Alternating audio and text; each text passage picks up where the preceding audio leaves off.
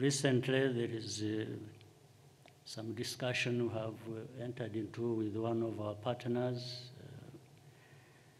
and friend, United Kingdom, something to do with migration. I know it has caused another confusion, and I want to explain it to you. And again, I first had to say what I said, and I bring this because it should be seen in that context of who we are and who we want to be. Because I have seen some people say, you know, that United Kingdom gave us money and then they want to dump people here. No, we don't do that kind of thing. we don't buy and sell people.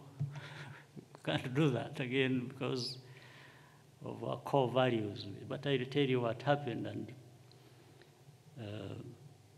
so that everyone is clear in their minds. In 2018, if many of you may recollect, I was the chair of the African Union. And during that time, so many stories, you know, many young, maybe some of them old Africans were perishing, dying in big numbers in the Mediterranean, being taken through Libya and to many parts of Europe.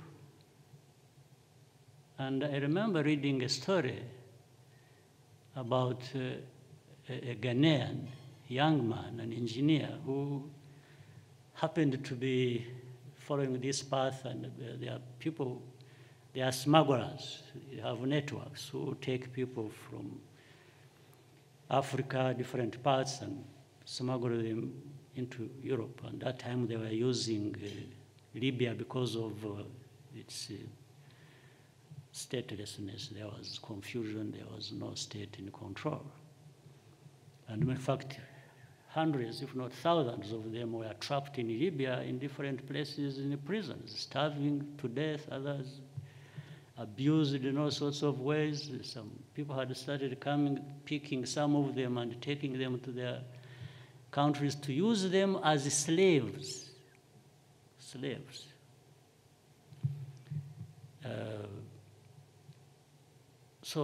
And we were somewhere discussing with some of the leaders, and I was telling them, why don't we address this problem? I said, for example, for me, I am not just going to suggest this theoretically that it can work. I want to even provide an example. I said, let's find ways. If we got all these people trapped in Libya who they can't go back to where they came from, they can't move ahead to Europe where they wanted to go.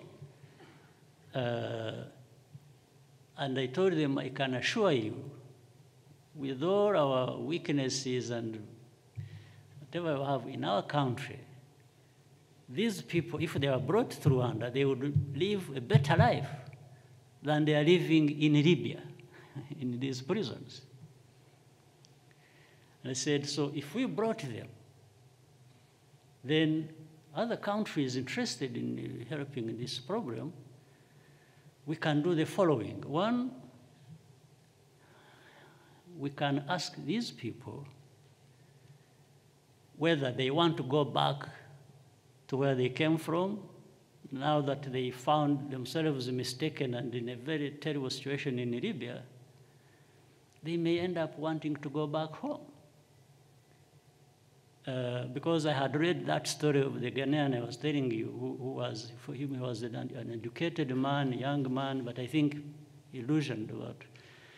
I think he was an engineer, the way I read it, but for some reason he wasn't employed. And so the networks that were smuggling people to Europe took him, and when he was in Libya, he got stuck, he found he was not going forward.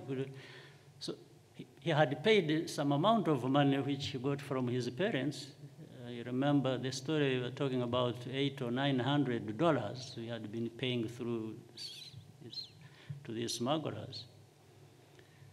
And so he started negotiating with the smugglers to take him back, and he would pay the same amount, again, the same amount of money, which means 1,600 or 1,800. But this time he didn't have it.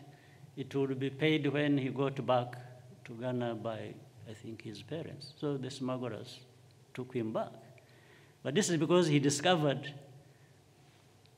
there was no way of continuing to Europe. But even if he had reached Europe, by the way, I'm not sure, maybe what he had in mind he would become or was going to be the case. Maybe he was just going to be the same person as he was in Ghana, even in Europe, wherever he would be. He wasn't going to get that good living now. But anyway, so agreed, if they arrived here, they could easily be taken back home if they choose to go back home. Second, those European countries that have allowed migrants to come to Europe should come and stably select those they want to take to their countries, and that would be still better than these people being trapped in Libya. Then third, we provided another option. We said, for those who can't go back, or don't want to go back for some reason of their own, and may not be selected by the countries that want to absorb them, we are giving them another option. We can actually find ways in which they can stay here. There were these three options in 2018. So I think that's how now this new situation developed, with the UK and the others contacting us. It's like they learned from this case and said, can we have people processed here stably instead of being smuggled into our countries and doing this and that? And this time, they are not just going to be Africans. They may be, a number of them Africans. They are going to be other people from other countries.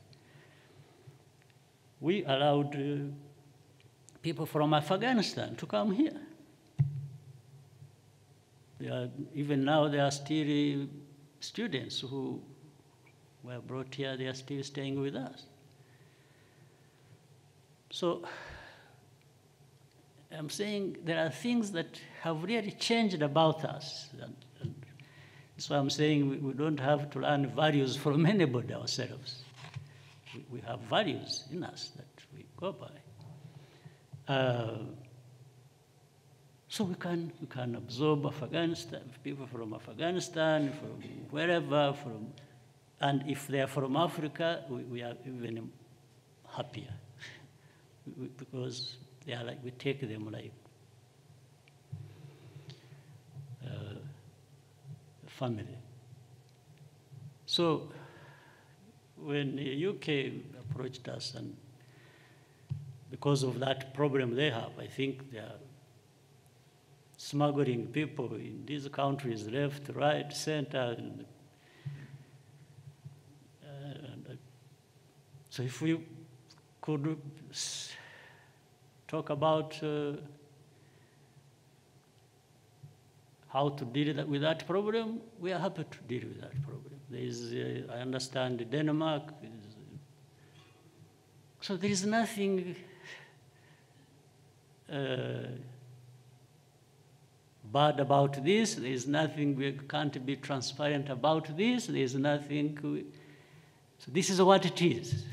So, and this is who we are too. So I wanted to clear this, please. We are not. No. This is why I was saying there are things you can't buy about us. we are who we are, and we are proud people too. We are not involved in buying and selling of people, Rwanda and UK, or anybody. No, it's just a problem that people will have different views about it. They look at it differently. They're not happy about it. That's okay. People will have, but at the end of the day, you've got to do something.